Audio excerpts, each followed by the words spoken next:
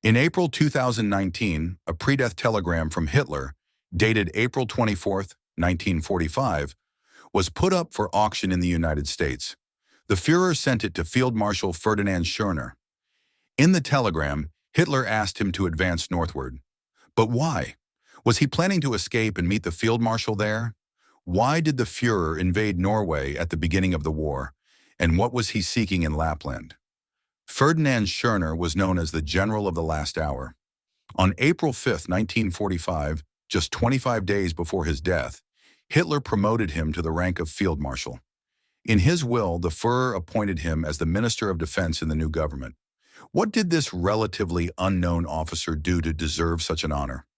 Schörner was one of Adolf Hitler's favorites because their paths were very similar. He was the only field marshal in Germany who rose through the ranks from a private soldier. This was highly unusual in the fascist army, which was largely made up of aristocrats. People like Hitler and Schörner, who started as privates, were definitely the exception. But there may be more to it than that. Schörner and Hitler could have been united by a secret related to the northern lands. It is notable that before World War II, Ferdinand Schörner commanded the 98th Jaeger Regiment, and from 1942 to 1943, he led the 19th Mountain Corps in Lapland. He was responsible for ensuring the German presence in the mountainous regions of Scandinavia, providing security, hunting grounds, and the ability to conduct combat operations in those conditions. Surprisingly, after the Second World War, Schörner avoided the International Tribunal.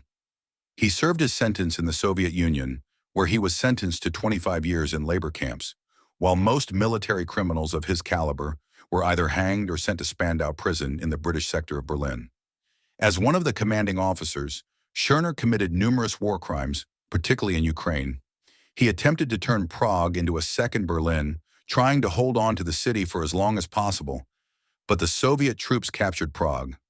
Marshal Konev defeated his group, and to avoid Soviet captivity, he surrendered to the Americans, who then handed him over to the Soviet forces. Immediately after the sentence was passed, the Soviet government reduced his punishment by half, to 12 years. In 1955, Schörner was released. Where did this mercy come from? He must have provided some very valuable information to the Soviet intelligence services, as he was then sentenced to 4.5 years in the FRG for a criminal order. In other words, it seems they got their revenge. We can only speculate about the information Schörner provided in exchange for his freedom. Most likely this information was related to Norway and the North in general. The Americans had no interest in the snowy territories on the edge of the world, so they handed over the German field marshal to the Soviet Union on mutually beneficial terms. Norway was the second country captured by the Germans during World War II, but why did the Führer need a part of Lapland? Was it due to its climate, or is it a special Nordic land? Could it be a strategically important area or a storage place for secret artifacts? Let's consider a few versions. The invasion of Norway made little sense, military historians claim. According to the official version, Hitler invaded to prevent the country from falling into English hands. The English would have been able to block the sea route from Sweden to Germany. There are several reasons that drew Hitler to Lapland. The first question is its strategic location, which controlled the Baltic and the North Sea simultaneously. The Baltic and the North Sea were the main transport arteries of World War II. Germany received steel from Sweden through the Baltic, as well as nickel and other natural resources mined on the Scandinavian peninsula. Without these metals, Germany would not have been able to produce airplanes, tanks, and ammunition. Military factories would have been paralyzed. But was Norway really that important in this story? German troops occupied Norway on April 9, 1940. The next day, the English fleet arrived at the country's shores. The English also planned to capture the northern lands but were too late. Why the rush? According to one version, Hitler was searching for an artifact in the north that would ensure his world domination. The English tried to prevent this from happening. To gain access to two seas, the Führer only needed Denmark, which surrendered just an hour and a half after the invasion began. Additionally, the United Kingdom itself is an island washed by the waters of the North Sea from the east. This country could have blocked the water routes leading to Germany without Norway's help. So why did the Führer need this country? The question of Norway's capture was considered by the German military command during World War I, But they failed, and Norway fell under British influence. In the new conditions, the Germans overtook the English, and they essentially controlled all of Scandinavia until May 1945. The second option is that the Führer captured Norway to establish a base for German submarines. The submarines submerged in the waters of the Barents Sea and hunted British, American, and Soviet ships. In other words, they navigated the northern sea route and could appear unexpectedly in any part of it. This indeed led to the loss of many ships, which was a significant problem for the Northern Fleet. However, German submarines often approached the Taimyr Peninsula, Franz Josef Land, and Novaya Zemlya. Why? Neither Russian nor English submarines ventured into these waters.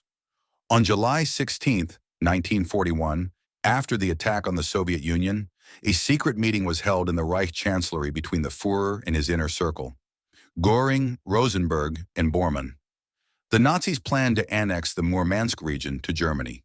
Surprisingly, they were not interested in Ukraine, Belarus, or Siberia, but rather in northern Russia. They discussed how to obtain the Kola Peninsula because Finland claimed that part of the Soviet Union, and Hitler did not want to give up this interesting piece of territory.